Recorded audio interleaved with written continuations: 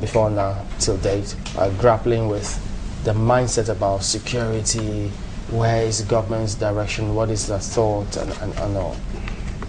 Well, I think one of the biggest challenges you have fundamentally when you listen to the president's address is the fact that in reality people have come to a point where they want to begin to see specifics now.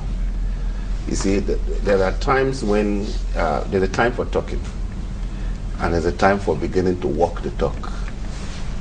And one of the challenges that I think the president is needing to address is that for whatever reason, there has been no physical evidence. It's not, when we talk about it in change management, we say that if you want to begin to make changes, first of all, there must be what we call the little successes that you celebrate.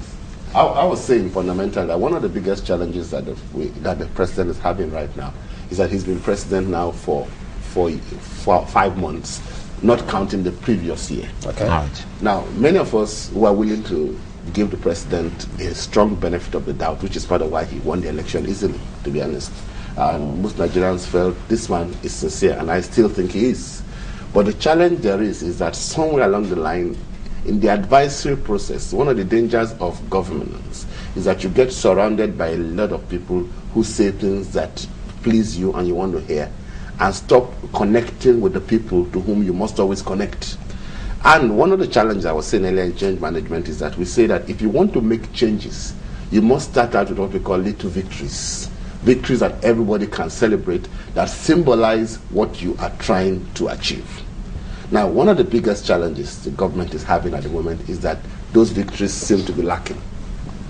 For example, if you look at the ministerial appointments, fine, we've had new ministers come in, but hardly has any of them made any sound, any blasts that makes you excited. I mean, Okonjo-Iweala will give her benefit, she's just come back, she's just come in. But if you look at the government, you'll find out that you've appointed ministers, but very few of them have thought they're too, government itself can become an end in itself.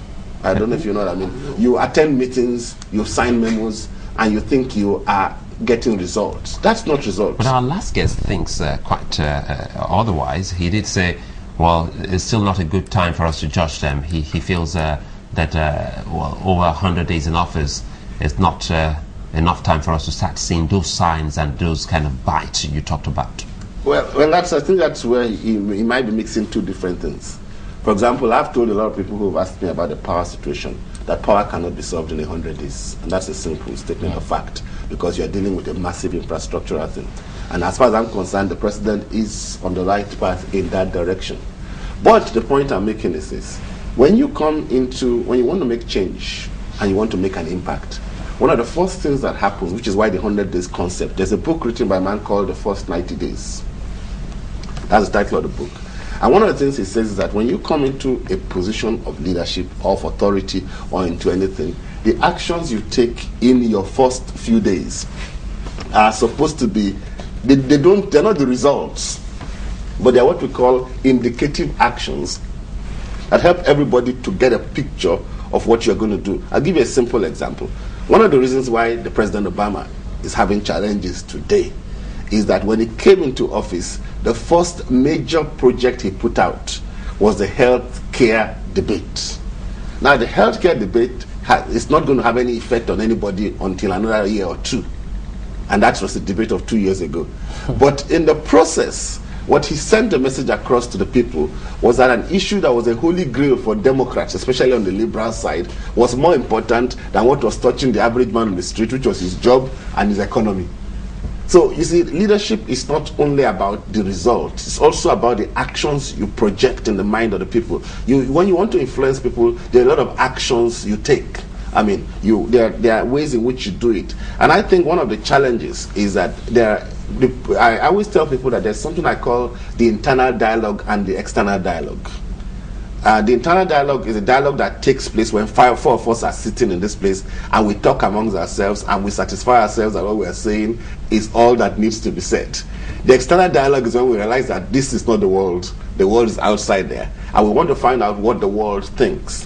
One of the biggest challenges in office is managing to maintain that external dialogue and not to be taken over by the internal one. Okay, now this is a situation. The president before now was perceived as one who listens. Yes. He hears the people's voice. Now you said he surrounded himself with an advisory council that seems to shield him from the voices of the people he's leading. That's what I deduced from what you said. I think now, it's an inevitable thing that happens when you're in office. So what should the president be doing now? Now you heard all he said in his yes. media chat. What should he be doing now? Should he shed some of those advisors and step out again so that the people will begin to see him in the light of what he wants to be seen as? What I think the president needs to do, and this is the biggest challenge we have in Nigeria, is that he needs to step outside his recognized circles.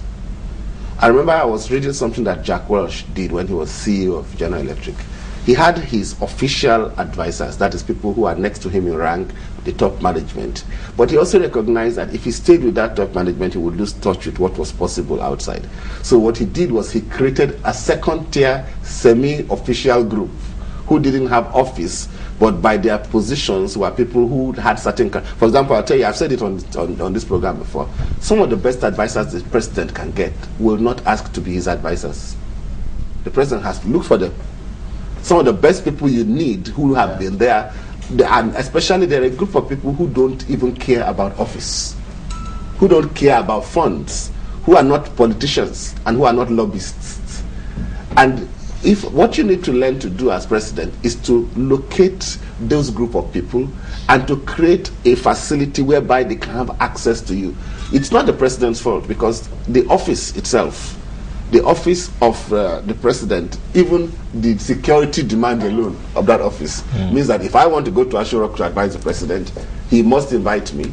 I must go through serious protocol and serious search. So automatically I get frozen out, regardless of what the circumstances, even if I have the best advice in the world. The office itself almost puts pressure, then to talk of the time. But then you've got to recognize that it was, I think it was our first loan who made a statement that I've never forgotten. He spent